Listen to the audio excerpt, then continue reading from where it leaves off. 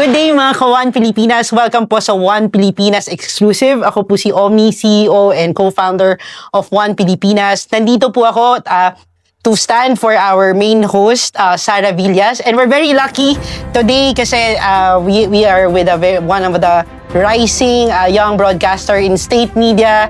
Inimbita po talaga namin siya. I'm so excited for this person kasi I've seen her very, very professional sa pagdating sa journalism. She's in Tutok 13, at the same time, Congress TV. And kami, we've been together sa work and nakita ko yung professionalism and integrity. That's why we invited her here because in a time of misinformation, paid journalism, we have someone who has integrity.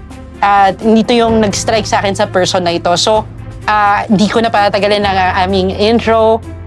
We have Princess Jordan. So ma'am, thank you. Finally, nag-yes ka sa amin. Yes, thank you also for having me. Grabe yung intro, hindi ko kinain. Nagulat ako doon. Pero thank you for having me. Thank you for the trust, as always. And Omni is a good friend. So, itong bagay na ito, naku, wala to.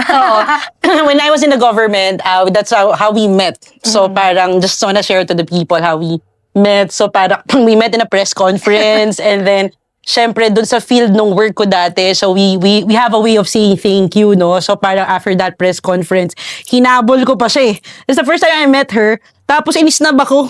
Ma'am, sige po, naglalakad sa palayo, gano'n. Tapos parang, because nasanay ako dun sa industriya na parang everybody's accepting that. But no judgments, di ba po? Pero it's really striking and she's very young, no? So parang ako rin, na parang antagal ko na sa industry of politics and government. So yun yung nag-strike sa akin, kapatid, nung na-meet kita. Parang, it's not about how that you rejected yung thank you. Diba? It's about parang, may ganun pa pala. Na parang, okay lang, diba? May integrity. Tapos hindi ko na siya nakalimutan nun, no? So parang hindi ko na siya nakalimutan. Sabi ko parang, kasi nga, napaisip din ako sa values ko. Sa kagustuhan ko to really forward, no? May advocacy, ganon. I got lost also, but Ma'am Jordan, yun yung natutunan ko sa'yo. Na parang even though nandun ka nasa media, you can maintain your integrity. So that's why we're here. Yeah. Diba? So, and yung time naman din kasi na yun, bilib din naman ako sa'yo. Kasi nung time na yun talagang kapag may kailangan ako, tinawag ba kita after press con? Kasi I was clarifying things and information. It's very new to me. Sabi nga niya, bata-bata pa ako noon. So, syempre, as part siya nung isang agency na yun. So, sabi ko sarili ko, I have to clarify, I have to be sure on that. I did, dahil naman, we created a good, good relationship within that kind of event. So sabi ko, why not ask na lang din? So at the end of the day, it's still part of the work. Yeah, okay. It's still part of the work, di ba? Yes. So, di mahirap lapitan. And nakakatuwa sa kanya, no? Parang siya yung journalist and broadcaster na walang masamang tinapay. Yeah. Because there was a point that usually, di ba, ma'am, how you handle things, di ba? Pag inisnab ka for interview or parang nag-ghost ka, diba? May kasalanan ako sa kanya. Parang hindi na siya nakakausap. But how do you maintain that kind of professionalism, ma'am? Before really jump kailan ko ba, sino ba kaya yung ilang beses akong pinapaschedule ng meeting? Tapos hindi kami matuloy. So how did I handle Omni? So that's really the better question, ano? So kidding aside, of course, ma'am. We should respect also the time of other people's schedule. Hindi naman din lahat yun maibibigay, hindi lang para sa iisang media or para sa iisang tao. So, we should understand circumstances. Sa work talaga hindi nawawala yun. But at the end of the day, we cannot stop there. We cannot stop there. If hindi talaga kaya, go with plan B or just find a new one. Or if kailangan talaga i-pursue, just don't lose hope. on As a that, friend, while we were preparing for this, I Googled you. So parang natuwa ako sa kanya in relation to professionalism. Kasi ikaw daw yung tipo ng tao na parang approachable and conversational yung approach mo in pagre-report. Pero yung vibe mo is very professional. So parang, which is parang unique daw sa'yo because Gen Z ka eh. Diba? So usually, diba po ang Gen Z may mga memes, diba? It's giving. Ganun sila kahit formal na. So parang, you don't seem to be, what can you say about that? You don't seem to be like a Gen Z. Yeah, napansin ko din yon. Even when I was doing anchoring nung college ako. Kasi usually, di ba may mga reactions or feeling ko nagkikringe ako. Feeling ko hindi bagay sa akin yung mga ganung vibes. Yes. Hindi dahil medyo mas tita na ako at a young age. Yeah. Pero siguro... Old soul siguro. Oo. Pero I prefer not to do it or to say it. Napakadalang talaga na marinig mo ko na, ano ba, Frenny? Mga ganyan. Parang feeling ko... It's siguro, not you. It's not me. Oo. Siguro yung pagiging seryoso as a news anchor, as a news person, na practice ko siya nung nag-aaral pa talaga ako. Kaya hindi siya naging mahirap sa akin. Even yung character ko, yung character development ko nung nagtrabaho na ako when I entered the real industry because I know already what to do and not, what to portray and not, or how to be as normal as you could, but at the same time, you're protecting your own image as well. Kasi at the end of the day, hindi naman din lahat nakikita ng mga tao, no? So, how do you protect yourself from different point of view na hindi okay or what? So, ikaw ba, magpapakita ka ba ng, if you're bagong gising, you're not comfortable people na nakikita kayong ganun itsura, papakita mo ba yun araw-araw, di ba? Siyempre hindi. So, at the end of the day, ikaw yung mag-ayos ng sarili mo for, the eyes of many people. Ma'am, very curious ako, no? Kasi nga, I read in Business Mirror, ilagay ka sa tutok 13 to really connect the news casting, your news broadcasting to Gen Z, 'di ba? But una muna, ang tanong ko kasi, what is modern journalism during our time? Because everybody's before we really talk about what made you interested in journalism and all, I think it's really important to our viewers, no? Ano bang modern journalism? Kasi everybody can do their live, 'di ba? Everybody can tweet, 'di ba? Either live TikTok, 'di ba? Kung nasaan ka, pwede ka mag-broadcast. So parang, ma'am, ikaw as parang naging representative sa Tutok 13, no? To connect to our Gen Z viewers, ano bang modern journalism? Modern journalism is very complex for me. Kasi dati, yun nga, nagre-resort lang tayo sa dyaryo, sa TV, at sa kung ano yung makikita natin from credible sources. Correct. Pero ngayon, we have the social media. We also have what we call mobile journalism, which sometimes we can do live na, you can do postings na, and on-the-spot reporting. And then, we have so many bloggers and vloggers out there na also doing their contents. Not, siguro, di ko naman nila lahat na they are misinforming people or what. It is not, sometimes it's not their fault. Talagang they just want to share kung ano yung meron sila and ikwento kung ano yung nakita nila. But not in a journalistic point of view. Diba? So we cannot really judge those bloggers and vloggers. Kaya nagkakaroon lang ng misinformation because nagmi-mix up. No, nami-mix up ng mga nanonood. So, dahil nga very complex, naghalo-halo na yon lahat sa social media.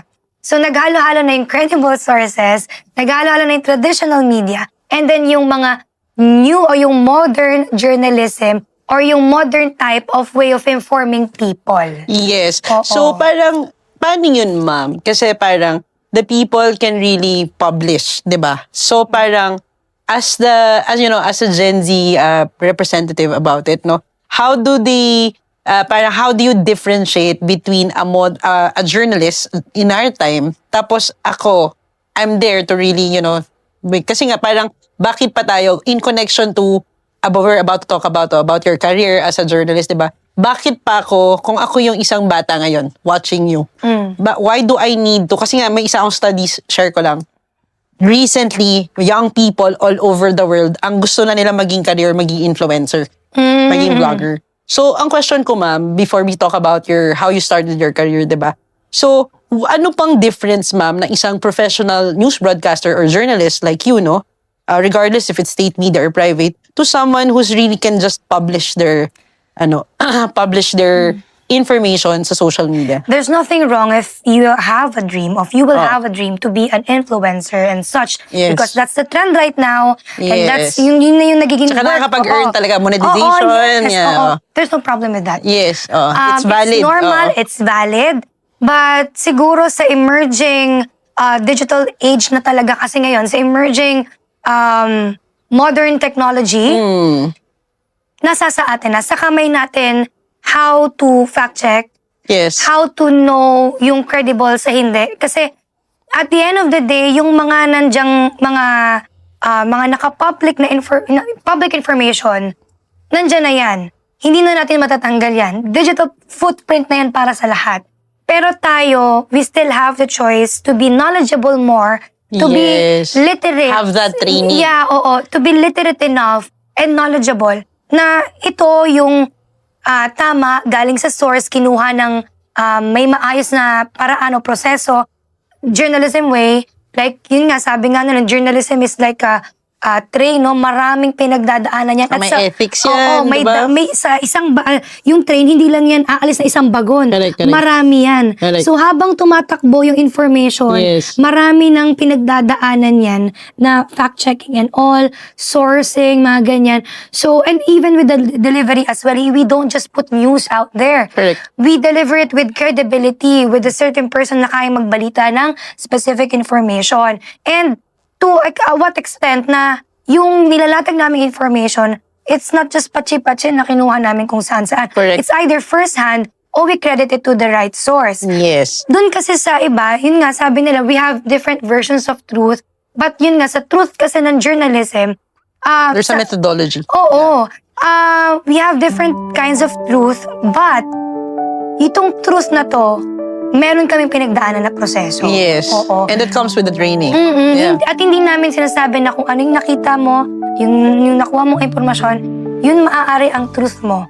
But what the truth or the truth process na ginagamit ng journalism, may mahaba at maraming process siya. I think, ma'am, no, for both media practitioners, it's really important that if we want to be excellent, no, content creators, vloggers, or anything, it would really make you stand out if you have formal training. Yes. Yeah, Hindi right? lang sa formal training, no? Oh. Kapag ka yung vlog mo o yung kinukwento mong content. Correct. If you're an architect, Yes. ayan, o an engineer. Yes. Di ba may mga na ganyan, nag-review ng mga bahay-bahay, mga Yeah, ganyan. oo. Nanonood ako ng ganun eh. O kaya meron naman sa makeup. Yeah. Kapag nakikita at napapanood mo at napapatunayan mo through your own research na, maganda pala talaga to. Yes. Yung sinabi to ni ganito ganyan. It's just other people's opinion that you are also trying to absorb and understand. Yes. And then, that way na hindi mo lang siya basta pinaliwalaan. Correct, Diba? correct. Kasi nga marami nang nagvo-vlog eh. So, Yes. sa 5 vloggers na yun, sa 5... What will make you stand Oo, out, diba? what will make you stand out and what makes you credible on your parang tawag ito? Specialty. Yes. Yung tinatawag nila, Ma'am Jordan, na niche. Niche, diba? yes. And Oo. also, no, in support of what you said, it's important that if you have training, kasi sasabihin nila sa atin, Ma'am Jordan, is, nag-google naman yan eh. I can really see that in YouTube or I can Yes. get online training. But may limitations yun. Correct. And at the same time, it will be your protection. It will be the person's protection kasi nga there are existing ethics, di ba ma'am? There's also existing laws. There's cyber libel, third, intellectual property rights. Kasi tama si Ma'am Jordan eh. In an era of content creation, you have to be original. If you're gonna borrow it, for example, in One Pilipinas, we actually credit the sources, the information, and you need skills and knowledge. What is really credible? Kasi me, Ma'am Jordan, I'm millennial. So parang we are a little old school and parang you have to have credibility to be published sa newspapers, 'di ba? Sa kanila, no anybody can parang may free market of information. But right? you know, struggle yun sa amin ngayon na. Oh, Kasi really? kailangan I'm namin curious. makisabay. Oh. Makisabay na sense na hindi lang, kunya, lalo na sa mga tawag ito, traditional newspaper, yung mga ganyan, sa print, what you call print media.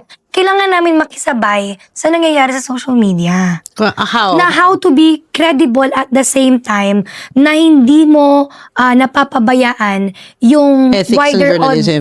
wider audience, still giving information with credible sources, no? Together with the credible sources. So, struggle yun para sa amin na makisabay talaga. That is why we are exploring the modern technology, the digital artificial intelligence, how to help us, especially with our social media content supervisor, and yung meron kaming parang section about, na nag-specialize about it, social media section namin. Yes. So, together with them, nakikita namin yung advancement, may mga pwede tayong explore, siguro pwede tayong mag-reels, pwede tayong mag-ganyan. So, at least yung mga tao, nagkakaroon din sila ng option. Hindi lang na, dahil nga hindi kami makasabay, doon na lang sila nag-venture sa vloggers. But kasi parang I can understand the challenge because sa content era kasi nga, ma'am, ang nangyayari, the more that it's from a personal or private account, the more that it's authentic. Right? So, what do you think about that? So, for example, kapag pinublish ni Omni sa Facebook account niya, nilive niya yun sa TikTok niya, it's more authentic than doon sa isang media platform. But remember, kung sino si Omni, example, will also matter. That's a good point. Oo, should matter. Kasi, paano kung si Omni paano mo siya matutunan na as a credible source? Correct. That's why also, the media industry is also considering who will be delivering the news. Correct. Or what type of personalities yung meron yung nag-news, yung nagbibigay yung nagde-deliver ng news. Same with the reporters as well. How does the reporter present their news and who are they? Where do they come from? It's also important. Like ako, example for me, I'm a homegrown. Homegrown kasi ako. Though I have a background sa news delivery or pagiging news person. Kasi nga I was a news anchor in Central School University. For almost 3 to 4 years. Parang ganon. So meron akong konting background. Pero I can say, nung nagpunta ako sa media industry, si IBC din talaga nagpa-experience sa akin lahat. From the very beginning, paano makipagsapalaran sa labas, paano kumuha ng first-hand information ng nababasahan ko may nakita kong isang post mo, nasa tricycle ka. Nasa tricycle ka, like you have to ask for interviews. Kailangan mong lambingin yung source mo. Yung mo na say lambingin na parang hindi mo basta susubo mo lang ganyan. Correct. Ma'am, kumusta na po kayo? Di parang syempre, kailangan mo makiramdam, makipagkapwa-tao. It's important, no? Lahat yon natutunan at pinagdaanan ko talaga. And thankful naman ako si IBC, no? For letting a person like me, a fresh grad like me, to enter the company without doubts na hindi ko magagawa o madedeliver yung... I think signature na IBC13, you know, when last time I was there, no, parang you get talagang interns, you do really intense training to young journalists, diba? Oo, siguro, this is the, kasi yun this is the new way din kasi ng IBC of not just welcoming Gen Zs and not just embracing what the Gen Z have right now sa social media or sa age ng digital, pero giving also the opportunity for the young generation na meron kaming boses na may mabibigay kami. Kasi hindi na lang naman tayo living in a traditional world. Alam mo, Ma'am Jordan, marami kaming viewers sa One Pilipinas and specifically exclusive. We have a lot of parents, no, who are also watching this segment, no. So parang what can you say about mothers and parents who wants their children to pursue, no, media career, broadcasting career in a time of content era, ganyan, parang they still encourage their children to go to the university. So, can you give them an inspirational story on how you found yourself in journalism, in this career? Content creation kasi, I mean, sa mga parents, itong content creation kasi, pwede naman talaga siyang hindi talagang intensively pag-aralan. Pero, if your child is also serious about knowing or want to know more about the content creation or more than the content creation, like example, broadcasting, journalism, theater, arts, or what do you call, anong tawag na to? Meron pa kami tinatawag na mga speech, yung mga speech class na mga ganyan.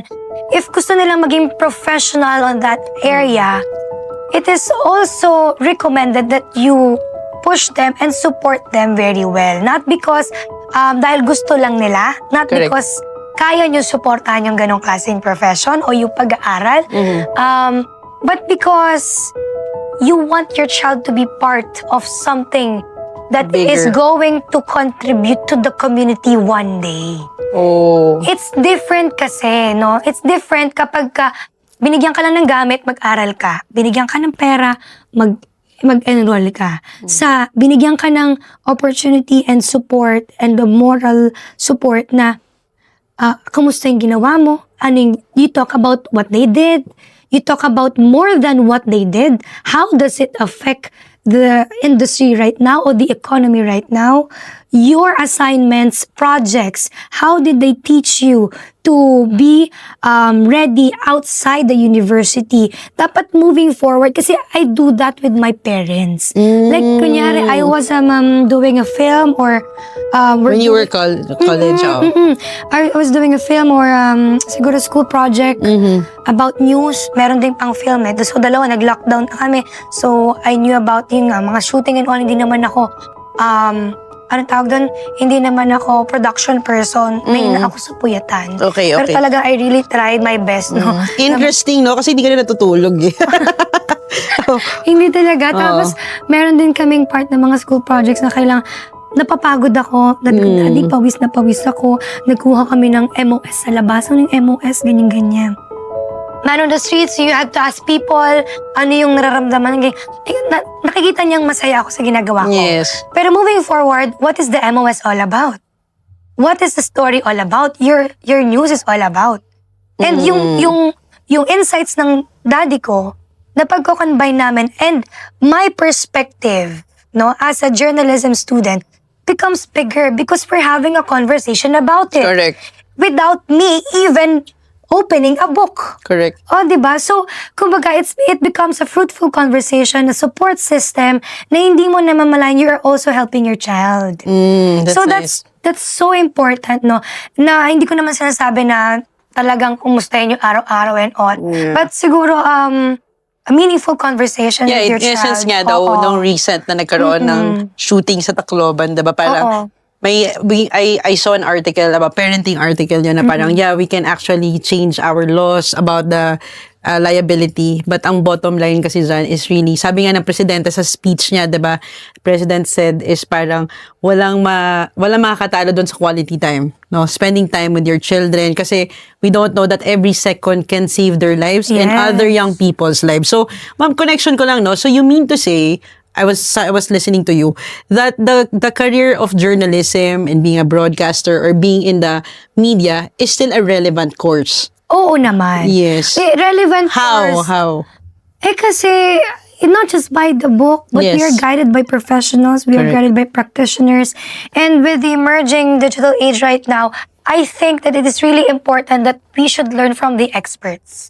We should learn from the professional ones. Correct. And we should not... And let's not call them old school. Yeah. And we should not let go of the ethics that we should be observing. Why is it? Why does ethics is still very important, ma'am? Well, kumbaga nga sa isang laro, dapat nga merong rules of the game, no? Yeah. So, sa impeachment, may rules of impeachment na tinatawag. Correct. So, same as sa journalism, sa kapag pinag-aralan mo yun, not just by the words of your professor, but guided ka ng standards, ethics, and journalism. Kasi yun na yun eh.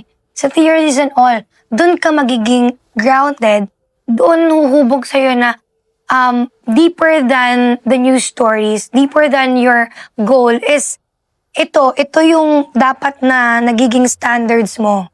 Ito yung nagiging parang foundation mo. Yes. Kasi kapag walang ganun, pag mahina din naman yung foundation mo or parang hindi mo naman alam, may goal ka, gusto mo lang magbalita o makatulong, it is not enough. Why? Paano mo naman siya i-deliver? Correct. Paano mo siya kinuha? Yes. Paano mo siya i-credit ng maayos if you don't know how? Yes. So, kumbaga, it's a chain of many methodologies, but at the end of the day, it's about how do you really get to make the people understand na you are also credible, not just by reporting, not just reading, but because you've done a lot of things to be here. Parang nag-aral ka, may experience ka, naging reporter ka, bago ka naging anchor, or kung hindi ka man naging reporter, bago naging anchor, you make anything or any trainings that made you more credible, to make the people believe you. Marami din na-shock actually sa people around me. Relatives, friends of friends, family friends. Yeah. And then, one that struck me the most yung sinabi ng daddy ko na, anak, magpakabait ka. Kasi